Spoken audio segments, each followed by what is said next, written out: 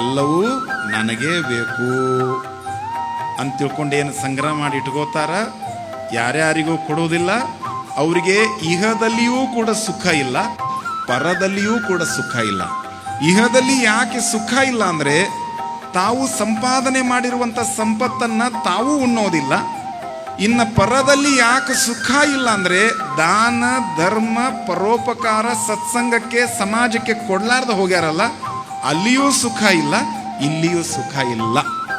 ಅದಕ್ಕೆ ಕನಕದಾಸರು ಹೇಳಿದರು, ತಾನು ಉಣ್ಣದೆ ಪರರಿಗಿಕ್ಕದ ಧನವಿದ್ಯಾತಕ್ಕೆ ಅಂದ್ರ, ತಾನೂ ಉಣ್ಲಿಲ್ಲ ಮತ್ತೊಬ್ಬರಿಗೂ ಕೊಡ್ಲಿಲ್ಲ ಅಂತ ಹಣ ತಗೊಂಡು ಮಾಡೋದು ಏನು ಅಂತಂದ್ರ ಕನಕ.